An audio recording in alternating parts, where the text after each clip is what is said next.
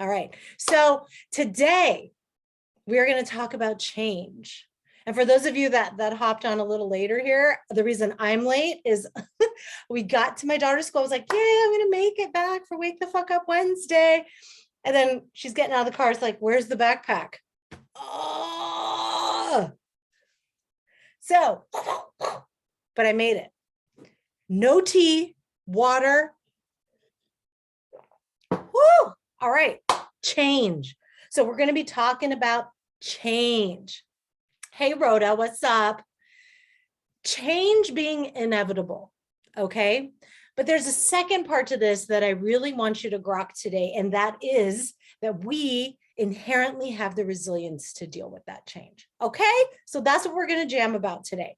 So raise your hand, even though I can't see you, just do it.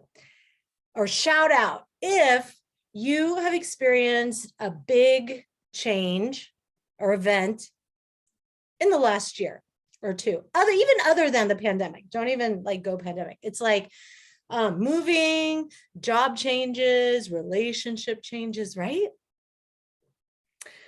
We have those leaves changing, weather changing. Those are some of our more day-to-day things. Then we have big changes like loved ones dying, or tragedies, disasters, floods and earthquakes and things like that, right? The world is in a constant state of flux, and it's okay. I think often we start to wish that it wasn't so, right? Our brains like routine. In my medical practice, I can't tell you how many times people would try, like they talk about traveling and then they couldn't poo while they were traveling. Anybody have that problem? The body doesn't like big changes. The body likes routine and rhythm. Okay, this is what we're doing. So from an evolutionary point of view, it kind of makes sense that we don't want things to change. And we kind of like hold on to it, right? We kind of grasp onto it as if we're like, don't leave me, especially when it's good stuff. Someone we love, something we love, an experience we're having, right?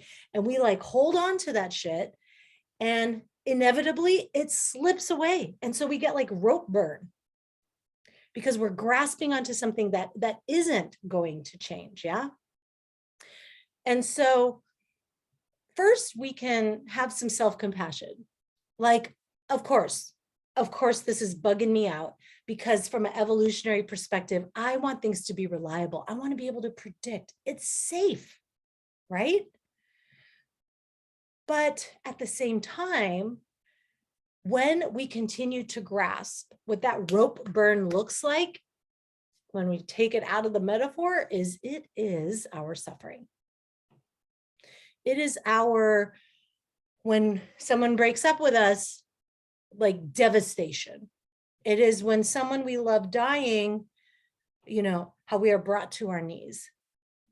And I'm not saying that those things are bad, right? I'm not saying that when we feel those things that it's bad. You've heard me talk a lot about the point is not happiness. The point is to feel and be present. And sometimes we choose difficult emotions. Like I want to feel grief. I want to be brought to my knees when someone I love passes, right? So in this way, we start to recognize, oh, a lot of my suffering is coming from me wishing that things didn't change, right? Obviously, when things are not going our way, we just can't fucking wait for things to change. We can't wait for the pandemic to be over, right? But we get really attached to the things we like and love and wish that they didn't go away, but they do. It was so funny. I was like ordering my facial products, and there was one that came up in the brand I get, and it popped up and it was like new age defying serum. And I was like, oh, what the fuck is this? And I like clicked on it and I was like, what am I doing? Like, I'm 48, so I tend to click on things like that more, but it's like, hey, why are we so attached to our faces not changing, to our bodies not changing, right? We think we're not gonna change, and we do, and then we try to stop it. We buy insurance and shit. We buy products to try to stop it, but it's inevitable, right? And so, oh, what was that funny saying? It's something like women choose their partner expecting them to change and they don't. And men choose their partner expecting them to not change and they do. So classic, right? So this theme of change, this change, it is an aspect that we deal with every day in our lives, right? We're in autumn right now. It's so obvious that things are changing. Like literally the leaves are changing around us, right? So I wanted to read this poem by Mark Nepo. Check this out. It's so fucking beautiful. So he actually starts off saying everything is beautiful, but he doesn't say everything's fucking beautiful. So listen, here he goes. Everything is beautiful, and I am so sad. This is how the heart makes the duet of wonder and grief. The light spraying through the lace of the fern is as delicate as the fibers of my memory.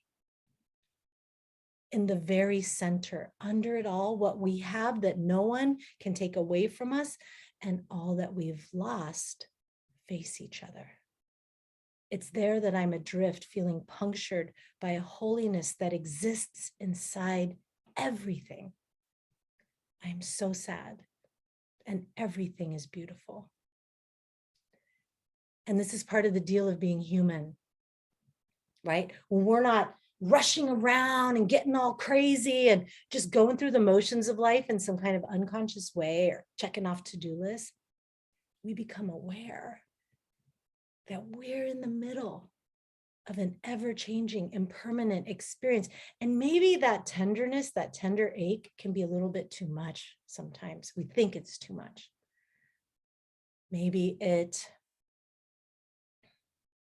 in the middle of a busy day, we're like, I cannot feel that tender sadness, that beautiful sadness. But y'all, this is what makes life sacred every day. I remember intentionally taking myself out of the busyness and doing a solo trip in the wilderness. And I was reflecting on death, as I often do, because of how it helps me live this life in a more sacred way. And I was like, I wept. I was like sobbing because I was like, I am so attached to this beautiful earth. I'm so attached, and it's so beautiful with waterfalls. And I love the feeling of hot granite stones on my skin. I love swimming naked in alpine lakes. And I love witnessing and looking at granite peaks and hiking in them and climbing them. Like I am so attached to the beauty, and it feels so achingly sad that one day I know I'm going to leave it. I was talking to a client who's doing, so I have a program where I walk people through living as if it's their last 3 months of life. Obviously, it's usually not. And we are working in the context, right? But, really shifting perspective, like what if this was it? And she said to me, I wish I had used my body more. I wish that now I'm older. She was way younger than me. Now I'm older, and I just wish that I had gone out and climbed and done more of that cool stuff. And it's like, yes, y'all, yes. When we realize that things are going to change, our bodies are going to change, our lovers are going to change, where we live is going to change, our jobs, the weather, people we love are going to leave us, they're going to die. We are one day going to leave this body. When we recognize that, life become so sacred. Like I can be coming home and I'm just like running around all crazy and say to my daughter, oh, hi, hey, how's it going? And then I pause and I go, hold up. You are alive right now. You are healthy. Let's just pause for a second. And I'll just like turn around and look at her and be like, damn, I love you so much. Right? And we feel it really at our core. We let it permeate our cells. So often we resist change because of the discomfort that it causes when we go, oh, fuck, I didn't plan on that. Like when I'm bringing my daughter to school today and I'm all excited because we got out on time and everything. My husband usually brings her. And then I go, oh, fuck. Backpack's not there. I'm going to be late for Wake the Fuck Up. Like things change, right? We don't like that. We resist it. But the bigger picture of change, right? When we back up a bit, we see, wait a minute, this is life. This is the nature of life. And if I cannot get attached to it, I can more often be in the beauty of it. And this is where ZG comes in. ZG being that radiant inner confidence, right? That radiant inner confidence of, you may have heard me use the analogy, you know, we stand at the ocean's edge and the fucking waves are coming and they're knocking us down, and we get up, wipe the sand off our face, get it out of our ears, and then it comes and knocks us down again and knocks us down again. And then we go, you know what? I'm just gonna like stand here and fight it. And that doesn't work because it's the fucking ocean. And then we turn around and we run, and then the ocean still can catch up to us. But where true radiant inner confidence comes from, that almost spiritual resilience, is where we can get knocked down and we know we're going to get back up again. We just know it. Why? Because you already have, you made it this far. You can handle it. Whatever change is coming your way, you have that ZG within you, that radiant inner confidence. Think about it just from a genetic perspective. We have had like thousands of generations before us that handled crazy shit, crazy cataclysmic events, like crazy life events. You know, both of my parents were in World War II. Crazy. They had me late. Yeah. And here I am. Here you are. We can handle the change. Let's not even wonder about that anymore. Sometimes it helps me to reflect on the people that have suffered some intense shit and gotten through it. Like one of my friends lost her child. And to some people, they're like, I can't even imagine. Even people who don't have kids are like, yeah, that would bring me to my knees and not sure if I would get back up again. And it was so powerful for me to watch her get back up again. It was a gift, really, because it was like, that's something so many people fear. And I would never survive that, right? And here she was. She openly shared her path, right? And now she's up and about. And that experience has like tenderized her heart. And the work she does is more powerful in the world as a result. Because she knew she could get back up, and she got back up. And you have that resilience within you too. It's not like, it's not like you have to get it somewhere. You have to uncover it. This is what we do in Freedom School, right? In fact, this month is called Mastering Emotional Wellness, right? Like this is shit that we should have learned in school. I wish we would have learned it in school, right? But we don't. Instead, people like you and I, we get a divorce, we get cancer, whatever. And then we're like, maybe I should learn some of this shit. What was that? Right? So hopefully This will make it down to the young uns eventually, a little earlier in life.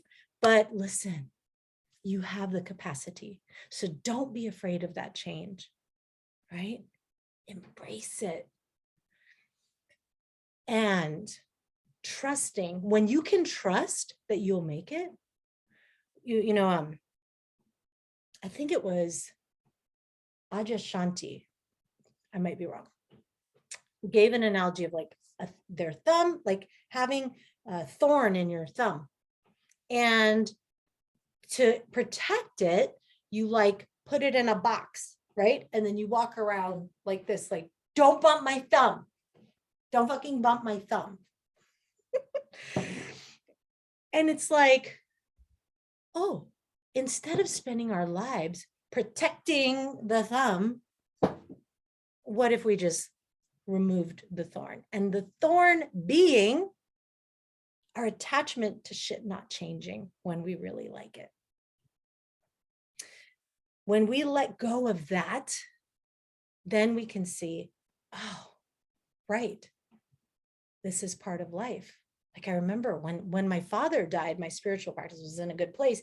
And when he died, he was in his 80s. He'd been kicked out of hospice. Like he was supposed to die 2 years before, and then he like recovered, and then they kicked him out of hospice. I had him another 2 years. When he died, oh, I was so sad, so sad. And it was like, I could hear almost like all my teachers in my mind, like, and this is life. This is what happens.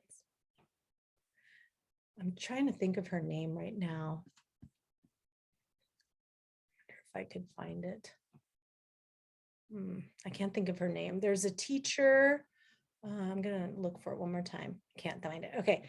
Anyway, she would teach about death to her 5th grade class. And she said, okay, today we're going to talk about, or 5-year-olds. Yes, children that young, they're so curious about death. She said, today we're going to talk about it. I want you to go outside and find things that have died. Like you were born, these things were born, these things have died. Go and gather. And they gathered like leaves that have fallen, branches, maybe dead beetles, stuff like that. And then they talked about it, right? And she asked, what do y'all think of this? Is death okay? And a little boy raised his hand and he said, yeah, if nothing died, there wouldn't be room for us. That's some wise shit right there from that 5-year-old. If things didn't change, think about all the movies you've watched, the vampire movies, and how most of the vampires are like, this fucking sucks. I wish I could die, but I'm immortal. And oh, like all my friends die and I can never like tell, like, right? There's this theme throughout life that we inherently know things are supposed to change, yet we resist it. I want to read another poem to you. This topic calls for a lot of poetry, right? So, gosh, there's 2 things I want to read to you. You know what? I think I'm just going to let you listen to the podcast that drops tomorrow instead of reading both of those. I'm going to end with this poem by Hafiz.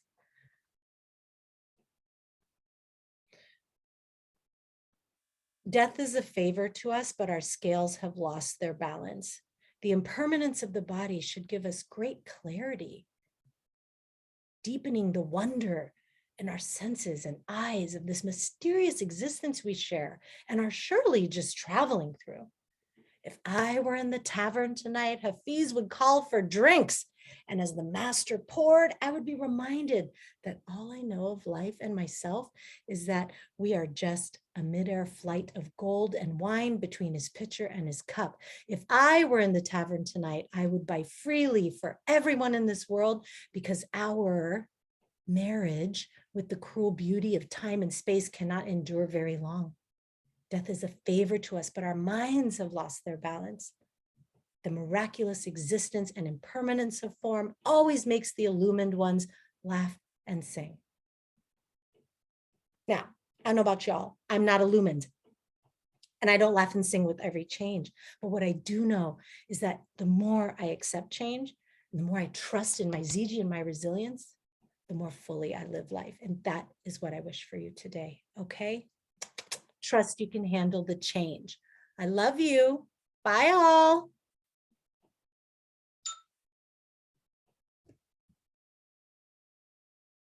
You're welcome. Ciao.